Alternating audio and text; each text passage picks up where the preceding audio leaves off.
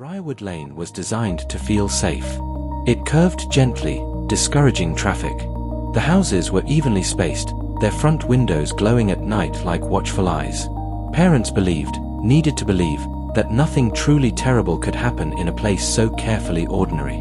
The Harper family lived at the bend of the cul-de-sac.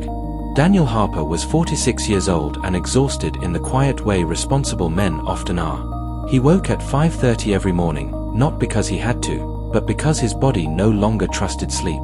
He worked as a regional insurance adjuster, an invisible profession that taught him how quickly gratitude curdled into blame. Still, he carried himself with politeness, with restraint. He believed problems could be solved by following rules closely enough. Laura Harper, 43, had once photographed abandoned buildings and empty roads. She liked spaces that suggested absence. After the children were born, her camera spent more time in a drawer than in her hands. She told herself this was temporary. She told herself many things. Emily Harper was 14 and standing on the fault line between childhood and something sharper. She wrote poetry no one read and kept her bedroom door closed. Noah, 9, still believed his parents could fix anything. He slept with the hall light on. On the night of October 17th, none of them knew it would be the last night their lives would exist in a recognizable shape. At 7:42 p.m., Daniel stopped for gas. Surveillance footage later showed him staring at his reflection in the pump's black surface, jaw tight, shoulders slightly hunched. He bought fuel and a pack of gum, mint, something to occupy his mouth during the drive home. At 8:11 p.m., Laura texted her sister, "Kids finally done with homework. Movie night." She added a smiley face. She almost never used emojis. Inside the Harper home, popcorn burned slightly at the bottom of the bowl. Emily rolled her eyes at the movie choice. Noah laughed too loudly, already drifting toward sleep. Whatever happened next did not announce itself. There were no screams reported. No neighbors heard doors slam or glass break. If fear entered that house, it did so quietly. By morning, the Harpers were gone. Laura's sister, Megan, arrived at 9:07 a.m. She knocked once, then again, irritation giving way to unease. When no one answered, she used the spare key.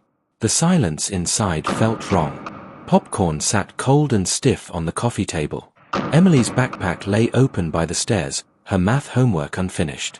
Noah's sneakers, mud still caked on the soles, waited by the door. The beds were untouched. The phones were gone. Megan stood in the hallway, suddenly afraid to move, as if motion might confirm something irreversible. By noon, police tape sealed the house, and Briarwood Lane learned that safety could vanish without resistance. In the days that followed, people spoke because silence was unbearable. Neighbors replayed ordinary moments until they felt suspicious. A woman 2 houses down remembered a dark SUV she couldn't quite place. A man recalled Daniel arguing with someone months earlier. No faces, no words, just the impression of tension. Online forums filled the void with certainty. Laura's old photography blog was dissected. Her interest in abandoned places became evidence of dissatisfaction, then evidence of escape. Emily's classmates said she'd been distant. Someone suggested she wanted to run away. Noah's teacher remembered him crying when Daniel was late once. Someone suggested instability. Speculation hardened into narrative. Then came the anonymous call. 3 days after the disappearance, a man phoned police from a payphone 30 miles away. "Check the quarry," he said. Search teams descended with dogs and divers. Megan watched from behind a barrier, her hands pressed together, praying for answers she was not ready to receive.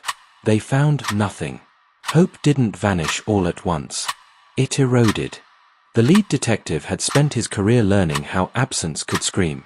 Inside the Harper home, he felt it immediately, the sense of interruption. Lives paused mid-thought. Passports remained in a drawer. Laura's camera sat untouched. Daniel's work laptop was powered down. This was not preparation. Cell phone data showed all 4 phones moving together at 9:03 p.m., heading west. At 9:47 p.m., the signals went dark. 44 minutes. Search dogs traced scent to a roadside pull-off near the river. The trail ended abruptly, as if lifted from the earth. The detective imagined children being told everything would be fine. He imagined the lie landing heavily in his own mouth. Weeks turned into months. Megan stopped setting 4 plates at family dinners. Then, one night, she did it again, and broke down at the table. The case cooled, but it did not sleep. 7 years later, a cold case analyst reopened the file. She read the transcripts differently, not for drama, but for pressure. Daniel had denied an insurance claim that destroyed a man financially. The emails that followed grew angrier, more personal. "You ruined my life." Laura had stayed late at the library, speaking with a patron who later vanished from town. A temporary cell tower outage coincided with the disappearance. Planned. Approved. Someone had waited. The suspect died before questioning, heart failure, sudden and unhelpful. In his storage unit, police found children's drawings, maps, photographs. Not proof, but not coincidence. The Harper family has never been found. Their house has new owners. The walls are repainted.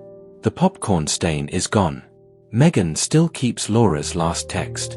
Investigators believe the family did not leave willingly. They believe someone practiced patience. Between 9:03 and 9:47 p.m., 4 lives were reduced to evidence and memory. No screams. No alarms. Only absence. And the knowledge that some crimes do not end. They simply fade into unanswered silence.